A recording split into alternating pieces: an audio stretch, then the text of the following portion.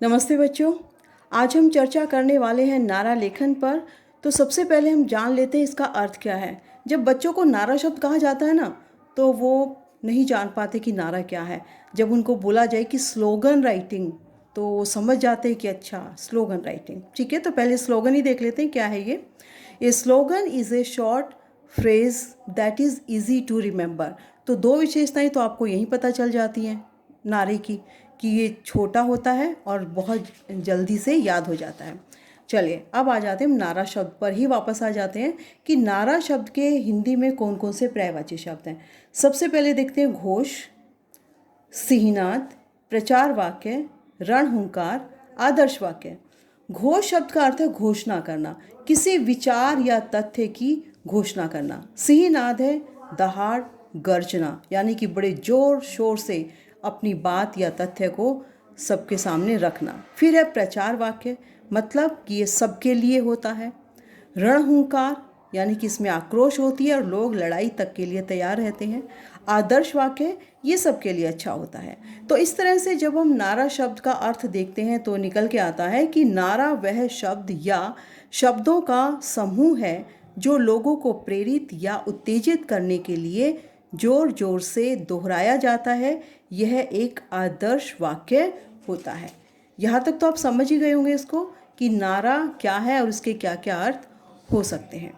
इसके बाद मैं आपको एक उदाहरण देती हूँ कि बचपन में मैं कभी मज़दूरों के मुंह से ये नारा सुनती थी, जोड़ लगा के हंसा। होता क्या था कि बहुत सारे मज़दूर किसी भारी भरकम सामान को उसके स्थान से हटाने के लिए या किसी गाड़ी में चढ़ाने के लिए बड़ा जोर लगाते रहते थे। तो उसमें से एक मज़दूर बोलता था जोर लगा के, बाकी बोलते हंसा, और वो अपनी सारे मिलके जो है एक साथ अपनी ताकत जो है उसके सामान को उठाने में या उसको खिसकाने में जो झोंक देते और वो उनका काम हो जाता था। तो एक विशेषता और यहाँ नारे के निकल के आती है कि नारे से लोगों के अंदर इतना जोश हो जाता है कि उन सब लोगों का जो जोश है वो मिलके बहुत बड़ी ताकत बन जाता है। अब एक और उदाहरण लेते हैं जिसमें एक नारा था, साइमन कमीशन वापस जाओ। उस समय देश जो है पराधीन था और आयोग जो है एक साइमन कमीशन लेकर आया था। तो लोगों को ये बिल्कुल पसंद नहीं आया था, तो लोगों ने इसका विरोध किया था। तो जैसे ही वो आयोग समुद्र के किनारे आके उतरा था, वैसे ही एक यूसुफ नाम का एक बहुत ही देशभक्त व्यक्ति था जो अपने कुछ सहयोगियों को लेकर जो है वहाँ उनके सामने चला जाता है और उनके सामने ही नारे लगाने लग जाता है, साइमन कमीशन वापस जाओ, साइमन कमीशन वापस जाओ।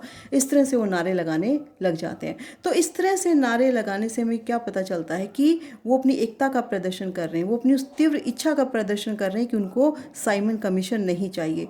वो उसके प्रति अपने आक्रोश का प्रदर्शन कर रहे हैं कि हमें साइमन कमीशन नहीं चाहिए। तो इस तरह से वो अपनी नाराज़गी जो है जताते हैं। तो कहने को तो ये सिर्फ 4 ही शब्द हैं, लेकिन इन चारों शब्दों के कहने से एक बहुत बड़ा भाव जो है वो अपना बता रहे हैं कि हमें ये नहीं चाहिए, ठीक है।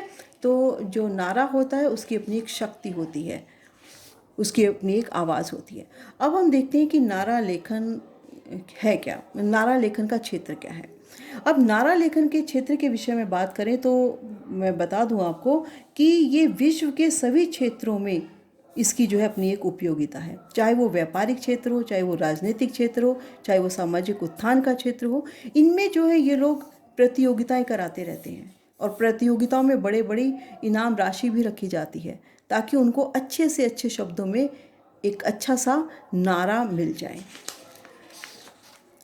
जब हम नारा लेखन करें तो उस समय में कुछ महत्वपूर्ण बिंदुओं का ध्यान रखना चाहिए। वो महत्वपूर्ण बिंदु कौन कौन से? नंबर 1, कम से कम शब्दों का प्रयोग, लेकिन ये ध्यान रखना कि शब्द जो है संपूर्ण विषय के कुंजी शब्द हो। कुंजी शब्द मतलब कीवर्ड्स, कि वो पूरे विषय को बताने वाले हों। दूसरा, अपनी तरफ आकर्षित करने की क्षमता रखते हों। शब्द ऐसे हों कि जैसे ही लोगों को सुने तो वो उनको अपनी तरफ आकर्षित करे और उस आकर्षण में वो जल्दी से शब्दों को याद भी कर ले, ठीक है ना। उनको अच्छे लगने चाहिए शब्द। उसके बाद है, शब्दों में आंतरिक साम्य हो। आंतरिक साम्य मतलब उनकी एक आंतरिक लय हो, उनमें कुछ लय तान हो जिससे कि वो याद करने में आसान हो। इसके बाद चौथा बिंदु है कि कम से कम 2 शब्द और अधिक से अधिक 20 शब्द, इनसे ज़्यादा जो है शब्दों का प्रयोग नारा लेखन में नहीं करना चाहिए। इसके बाद है कि स्वयं की रचनात्मकता का प्रयोग, कि नारा लेखन में जो प्रश्न जैसे आता है, परीक्षा में आता है, तो उसमें अपनी स्वयं की रचनात्मकता का प्रयोग करना ज़्यादा बेहतर है, बजाय इसके कि हम कोई रटा रटाया या कहीं से पढ़ा हुआ नारा जो इसमें लिखते हैं। तो इस चीज़ का जो है आपको ध्यान रखना चाहिए। अब है नारे के बारे में इतना कुछ जानने के बाद अब हम थोड़ा सा और नारे के विषय में जान लेते हैं कि नारा जो है कोई नया विषय नहीं है, इसका अपना पूरा इतिहास है। कि नारा ये नहीं कि अभी हम आधुनिक युग में ही नारे का प्रयोग कर रहे हैं, बल्कि हम प्राचीन काल से ही नारे का प्रयोग करते आ रहे हैं। वो मैं आगे आपको बहुत सारे उदाहरणों के माध्यम से बताती हूँ। इसके बाद शब्द या शब्दों का समूह होता है नारा, जो लोगों को प्रेरित करने की क्षमता रखता है। अब इस चीज़ को याद रखना आप कि नारे के अंदर जो है प्रेरणा प्रदान करने की शक्ति होती है। इसके बाद दूसरा है कि बार बार दोहराया जाने वाला, कि नारे का मतलब भी ये होता है कि उसे बार बार दोहराया जाए। तीव्र इच्छा सूचक होता है कि उसके अंदर जो है एक जो इच्छा की जो है तीव्रता होती है, कि जो भी नारेबाजी करते हैं, जो नारे लगाते हैं किसी बात को लेकर, इसका मतलब कि वो कार्य या वो बात जो है चाहते हैं। इसके शब्द व भाव लोगों को आकर्षित करने वाले होते हैं। ठीक है, इसके शब्द और जो इसका भाव होता है वो लोगों को आकर्षित करते हैं। इसी वजह से लोग जो हैं अक्सर जब जैसे भीड़ कहीं चल रही होती है, भीड़ में कोई नारेबाजी होती है, तो ज़्यादातर लोग जो हैं फिर उन नारों में शामिल हो जाते हैं और ज़ोर ज़ोर से जो है उसको बोलने लग जाते हैं। चले अब हम नारे के थोड़े से उदाहरण देख लेते हैं। जैसे एक नारा अभी कुछ दिन पहले ही चला था, स्वच्छ भारत अभियान, एक कदम स्वच्छता की ओर। ये पूरा जो एक बहुत बड़ा अर्थ जो है देश की जनता को देता है। और आपने देखा होगा कि बजाज के जो हैं इलेक्ट्रॉनिक्स चीज़ें जैसे होती हैं, तो उसमें एक बड़ा विज्ञापन में एक पहले बड़ी लाइन आती थी, चोरी मेरी पकड़ी जाती जब रोशन होता बजाज। ठीक है, तो इस तरह के लयात्मक रूप में भी जैसे लाइनें जो हैं होती हैं कि जो जल्दी लोगों की ज़बान पर चढ़ जाती हैं। फिर एक सामाजिक नारा है, जैसे बेटी बचाओ बेटी पढ़ाओ। ठीक है, फिर है एकता की शान है, हिंदी देश की जान है। ये हिंदी भाषा के लिए है। और देखते हैं, देश की यह शान है, हिंदी से हिंदुस्तान है। अब आगे है, वेदों की ओर लौटो। ये नारा जो है दयानंद सरस्वती जी ने दिया था। आराम हराम है, ये नारा जवाहरलाल नेहरू ने दिया था। सत्यमेव जयते, पंडित मदन मोहन मालवीय जी ने दिया था।